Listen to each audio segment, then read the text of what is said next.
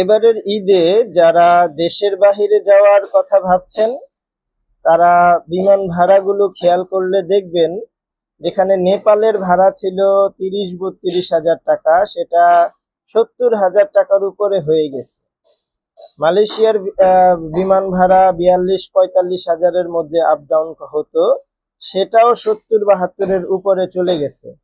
শ্রীলঙ্কার মতো দেশ, যেখানে শ্রীলঙ্কা অবশ্য ভাড়া আগেও বেশি ছিল, প্রায় 35-40-এর মধ্যে, সেখানেও ভাড়া 60-70 পার হয়ে গেছে। অর্থাৎ আপনি আশপাশের যে কোনো দেশেই যেতে চান, প্রচুর পরিমাণ বিমান ভাড়া, যেটা অন্য সময়ের চেয়ে প্রায় 30,000, 25-30 হাজার মিনিমাম বেশি।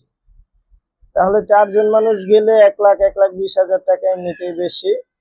এত টাকা মানে বৃদ্ধির কোনো যৌক্তিক কোনো মানে হয় না। তো আমার মনে হয় যে এর চেয়ে বরং আপনি আরো এই টাকা দিয়ে বড় দেখে কুরবানি দেন, বড় একটা পশু কুরবানি দেন।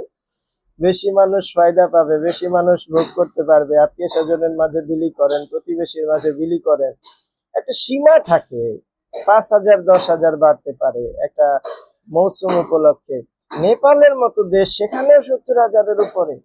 ওখানে আরেক মানে গেম চলতেছে। সেখানে এখন অনেকের এম্বাসি ফেস করার ইস্যু আছে, ওখান থেকে ভিন্ন দেশে মুভ করার ইস্যু আছে।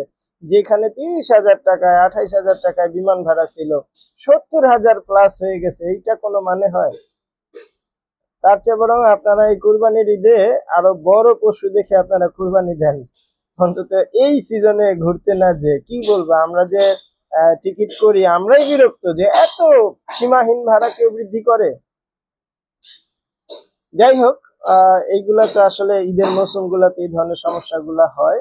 এই জন্য ঘোরার জন্য আলাদা সময় ঠিক করা, যদিও ছুটি ছাটা একটা ম্যাটার থাকে, তারপরেও মনে হয় যে এই ভিড়ের মৌসুমগুলো এড়িয়ে চলা। অর্থের অনেক অপচয় হয়, অনেক। ভালো থাকবে।